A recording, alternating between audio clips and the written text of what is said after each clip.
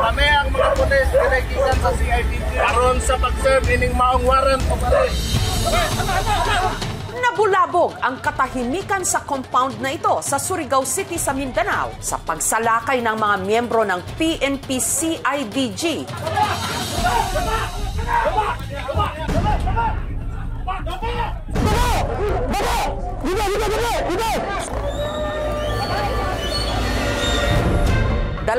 Isang tao ang kanilang naaresto, kabilang na ang mga tumatayong leader ng grupo, sina Dato Adlaw at ang misis nitong si Bae Lourdes na nahaharap ngayon sa patong-patong na mga reklamo. Hindi nyo marespeto ang bata sa Panginoon! Ang compound kasi, headquarters ng religious group na FTGP o ang Federal Tribal Government of the Philippines na nagpapakilalang tunay na may-ari raw hindi lang ng Surigao kundi ng buong Pilipinas. Asa man yung mga ancestral land, sir? Kini-intero Surigao? Surigao, tibuok, Pilipinas. At sa kanilang headquarters, may natagpuan ding mga di umano. Anting-anting na siya raw nagpakumbinse sa ilan nilang miyembro na sa kanila'y umanib. Kulintas kami para maluwas, pandipinsa sa yung magbiyahe. Ang sulod ato ng mga Latin, dili mabasa ng kaning Lunes, mabasa ra siya og Martes o Bernes, panggamot-gamot. Kamu mga bastos mo? Bastos na po ng mga namo ko. Ha? Matatandaan na nito lang nakaraang buwan, gumawa ng ingay ang grupo matapos ipadlock ng mga armado nilang miyembro ang ilang mga establishmento sa Surigao City na tumanggi raw magbayad ng hinihingi nilang buwis at pumirma rin sa mga dala nilang dokumento. Kamata kami? O illegality! Nagkuhan kami sa gobyerno! Nagkuhan na kami ng permit! Nagkuhan na kami ng permit! Ang sari-sari store owner na si Jan na-trap matapos siyang ikandado sa loob ng kanyang tindahan ng mga tiga-FTGP.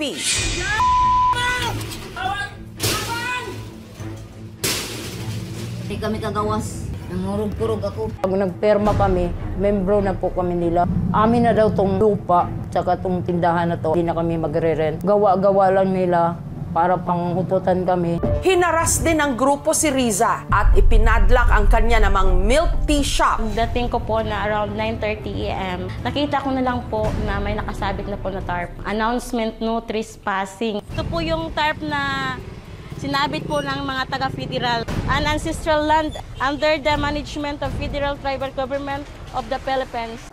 Sina Jan at Riza, pati na ang iba pa nilang mga nabiktima, nagsampa ng kaso laban sa FTGP. Nag-file kami ng criminal complaint, especially yung alarm in scandal, malicious mischief, mayroon pang grave coercion, grave threats, may physical injury. Sa 12 na criminal complaints na na-file namin sa Surigao City Prosecutor's Office, 4 na kaso yon kung saan na-found out nila na may probable cause. Bukas ng umaga, lulusobin natin ang barangay dito. Ang barangay kagawad na si Rico, pinagbantaan naman daw ng misis ni Dato Adlaw na si Bae Lourdes. Pagkatapos ng padlock doon, isusunod yung sa akin. Pinaila namin ng cybercrime, tapos DepEd. Kaya kayo dito sa panggoberno sa Surigao, maayos kayo. Huwag nyo antayin na magbaha ng dugo ang Surigao pa. Tinitreatin nila yung mga personalities na nag-complain of killing or physically harming them. Doon sa grave threat, 4 months up to 6 years. While sa libel is 6 months up to 4 years. Nais ding mabawi ni Rico ang lupa na kinatitirikan ngayon ng headquarters ng FTGP. Isa raw kasi siya sa mga legal na may-ari nito matapos niya itong mabili taong 2019. Illegal sila. Lahat ng mga papilis nito, sila lang gumagawa. Pinabayaan lang muna, gawa ng alam mo naman namin na mga light materials lang. Nitong February 18, inilabas na ng korte ang mga warrant of arrest laban kina Dato Adlaw, Bae Lourdes at sa mga miyembro ng FTGP. Nagkanda kami ng mission plan. Marami yung tao doon sa loob ng compound and we are expecting na mayroong resistance.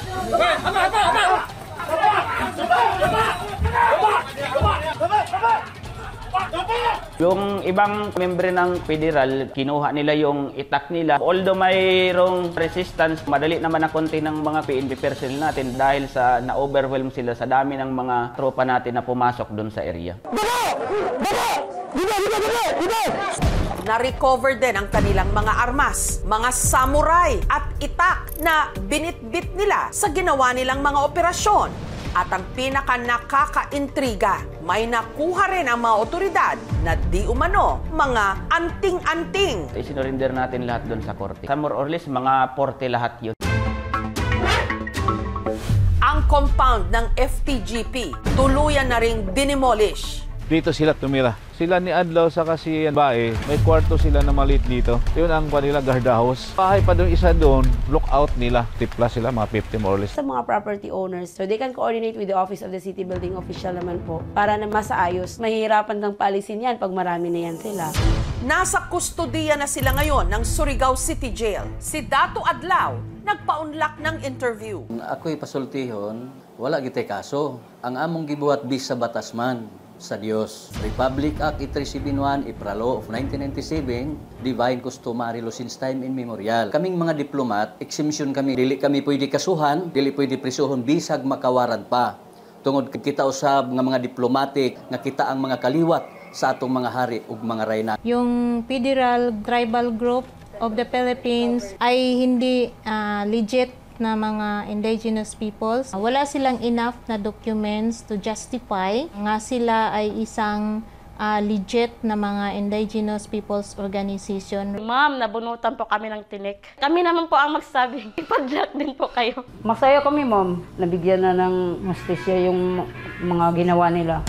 Habang ang mga na-rescue nasa pangangalaga naman ng City Social Welfare and Development Office ng Surigao. Kabilang dito ang ina ng 2 sanggol na na-rescue. Sina Carmina at Angelica, hindi nila mga tunay na pangalan. Nakita kasi namin na merong 2 breastfeeding mothers. Kasi paano naman yung survival ng mga bata na nagbe-breastfeed pa rin sa 2 nanay. Enero nitong taon lang daw sila na-recruit matapos pangakuan ng kung ano-anong mga benepisyo, kapalit ng pag-anib sa grupo at pagbayad ng tinatawag nilang diplomat fee. Ang laong ni Bay Lourdes, magpa-diplomat kami, tapos tag 20,000 ang isa ka diplomat. Anak ko sa bugangan, gabaligya siya na niya kabaw, tapos bayad niya sa kuha ni diplomat.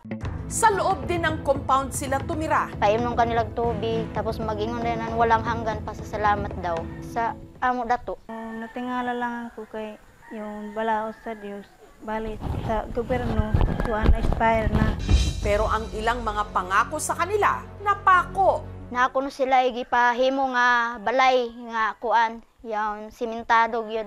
Kada isa ka pamilya, isa ka bubong, bahay kubo sa kilid ng baybay. At meron daw ibinigay na proteksyon sa kanila. Kulintas kami para maluwas, pandipinsa sa yung magbiyahe. Ang sulod ato ng mga Latin, dili mabasa ng kaning Lunes, mabasa ra siya og Martes o Bernes panggam yung.